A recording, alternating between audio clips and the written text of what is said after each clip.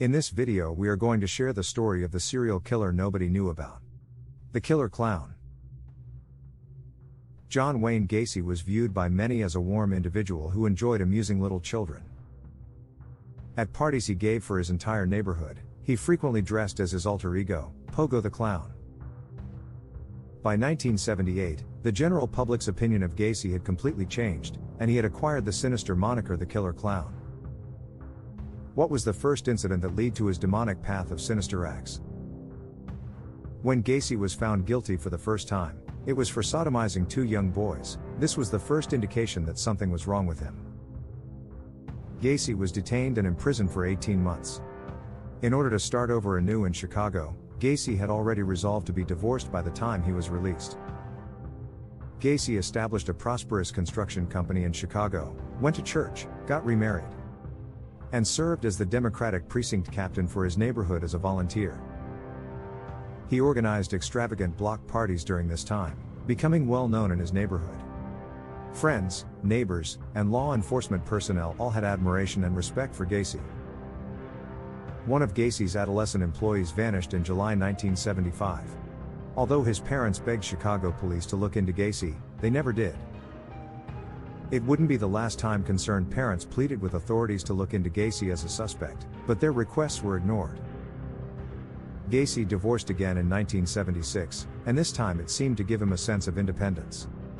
Gacy started raping and killing young men at the time, which no one else was aware of. He ended up murdering 33 people within a short period of time, 29 of whose dead were discovered beneath Gacy's house. 26 in the crawl space and 3 more in different locations. What kind of man does this? What possessed him to commit such horrific acts of violence? Let's continue on to find out.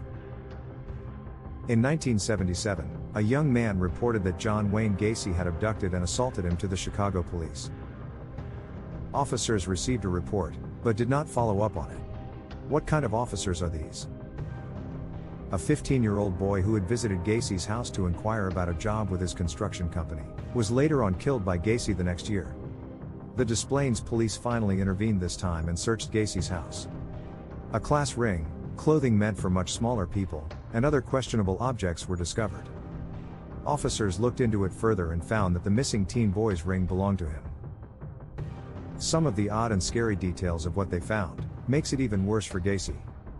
In 1978, when Detective Raphael Tovar got a search warrant to look into John Wayne Gacy's home of horrors, he found tiki bars, pool tables, and paintings of clowns. Many of them. One was perched over the couch in the main area, sneering at uneasy guests. Others smiled maniacally in contrast to Gacy's bedroom's somber paneled walls.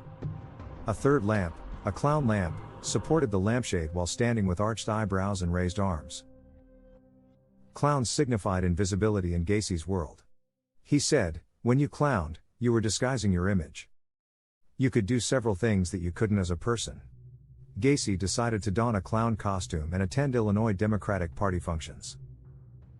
Gacy, who went by the moniker Pogo the Clown, visited hospitals and parades while wearing a red wig and vibrant red and blue face paint. By inappropriately touching women while interacting with them at public occasions, he was able to continue assaults. Clowns can get away with anything, according to Gacy, even murder. So what led to this thought process in John Gacy? Growing up, his father described Gacy as dumb and stupid. He victimized Gacy in the family's basement, assaulting him repeatedly. According to Sam Amarante, the criminal defense lawyer for Gacy, he was projecting it, foolish and stupid, on his victims. He reasoned that by killing them, he would essentially be killing himself repeatedly. Gacy aspired to be an influential person, or a big shot in his words. He hosted lavish-themed parties and socialized with powerful Chicago politicians while posing in colonial attire a la Paul Revere. At the Daley Plaza, he is pictured standing next to Rosalind Carter, the wife of former President Jimmy Carter. I like to have authority, Gacy declared. I like power. There is a bright side to the sadistic ways of John Gacy, involving one young man, because not all of Gacy's victims died.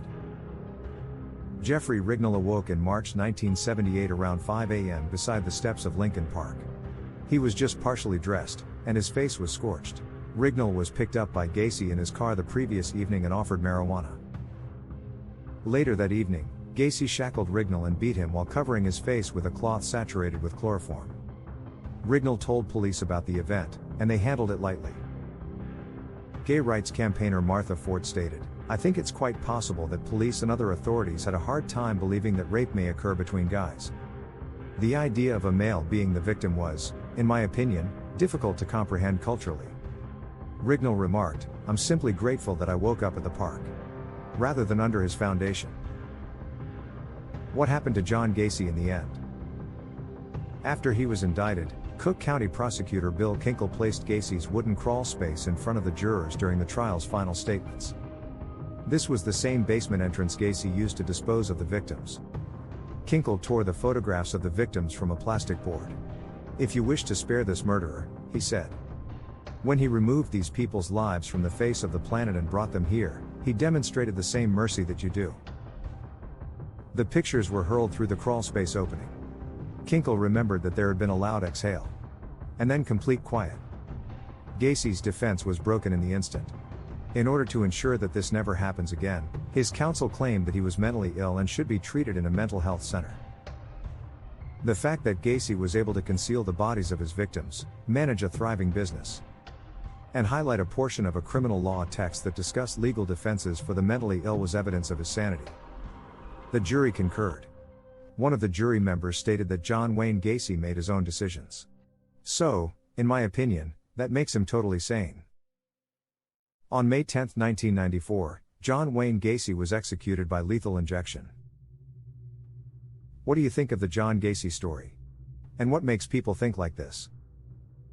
He had a seemingly terrible childhood with abuse from his father, which definitely can affect the mind of a young person. But can it turn them into a serial killer? Until next time.